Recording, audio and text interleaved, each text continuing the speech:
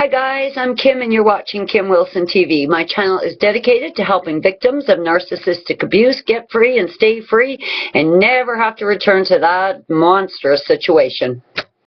Now guys, you know I absolutely love all the comments that you leave, and I'm always up at 5 a.m.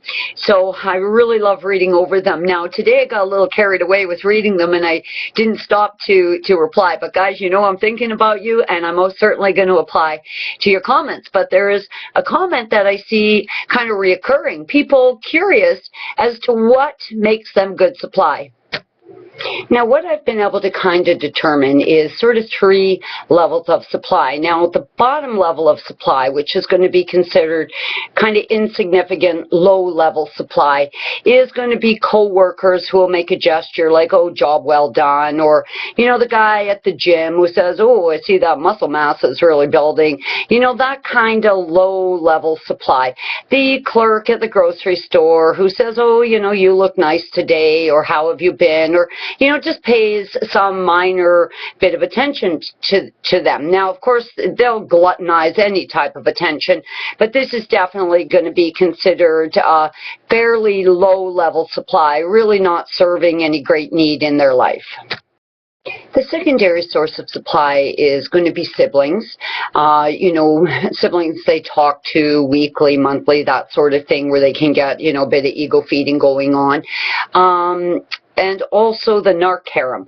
Now, the narc harem is typically going to be secondary supply because it's more of a sexual instant gratification kind of thing. They want to get in and out. They just want to masturbate on these members of the narc harem. They want to get showered up and then shove them out the back door, or get the hell out the back door as quick as they can. Typically, these are not people they want to engage in long-term relationships with. They do not see them as potential for good, you know, solid long-term supply. They are simply just that, sex supply and nothing more. Now, quite often, a narc harem, and you guys maybe have seen this, and again, I'm not trying to insult anybody, but there are going to always be people in society who are low achievers, poorly educated, poorly traveled maybe, who are impoverished, you know, this sort of thing, who are not going to be, you know, at the top of the list for being snapped up fast, you know, as a single. And the reason they look for this type of sort of person, drug addicts, alcoholics, is because they know they're not going to get snapped up fast on the singles market, and they need them to hang around. I mean, some of them have been hanging around for 10, 20 years. Now, the way they keep the narc harem hanging around as secondary supply quite often is going to be creating this feeling with the narc harem that they are privileged to certain information, because they will use the narc harem and members within that group as a sounding board for their smear campaigns against you. So they'll call up or text, you know, a member of the narc harem and just tell them how miserable and dreadful their life is with you, you know, and how much they miss them. So I think the narc harem in many ways thinks they're kind of providing like a public service, you know. I don't know, but, you know, this is definitely one of the biggest sounding boards for their smear campaigns against you, and is definitely part of the way that they keep the narc harem intact. Now, it's not really likely that a source of secondary supply is going to be here at YouTube looking for answers. So if you're here at YouTube looking for answers and an explanation as to what the fuck is going on in your life, that is typically going to be because you are absolutely primary supply. Now, what made you primary supply, first and foremost, is going to be the fact that your narc saw you as being better than them, okay? And that is typically going to be things like they perceive you to be very physically attractive, very beautiful in their opinion. It's also going to be the fact that they believe other people are going to be envious of them because they are with you. You're that new shiny fast car. You're that new, you know, piece of bling around their neck. So they believe you to be attractive, but they also believe that you will create in other people a sense of envy of them. That's very common. You could be attending school, working your way to what will be a lucrative career. You could already have a lucrative career. You could have good earning potential. You could have money. You could have assets. All of these things are very attractive to the narcissist. You might be well respected in your community, providing community service work or doing volunteer work that has earned you admiration and respect from other people. You could be a prominent community figure. Anything that's going to look like you are well liked, well respected, this sort of thing is going to be very attractive to the narc.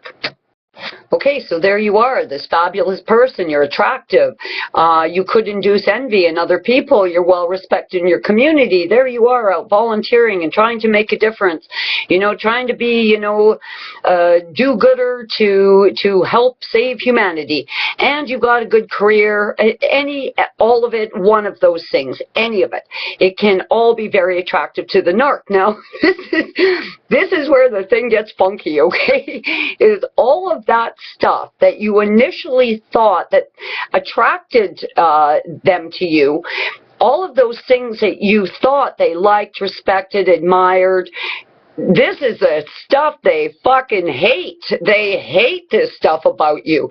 They didn't attract you into their life because they want to be a part of any of that. God, no. They want to now club you like a baby seal.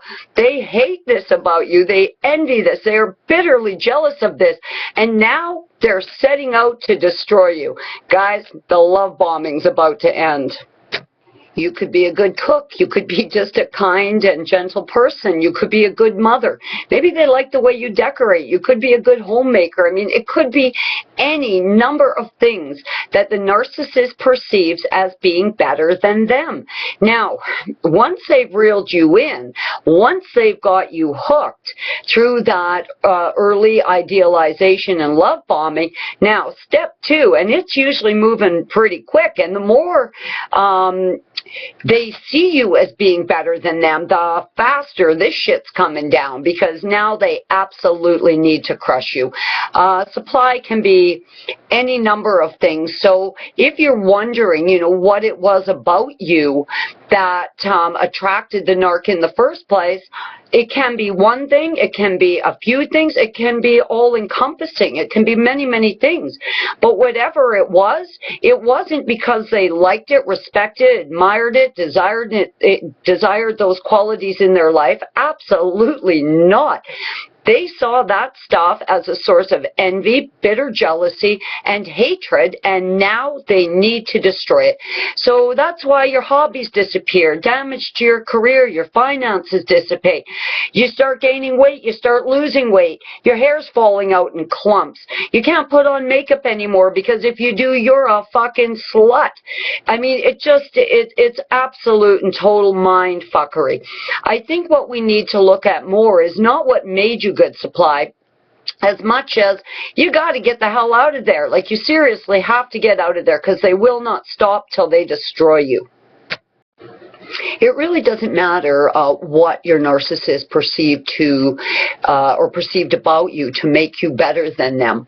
It can be any number of things. The one thing that's absolutely guaranteed is they hate that about you, to the point that they are absolutely going to diminish you. Now, you hear stories of victims changing physically quite a bit.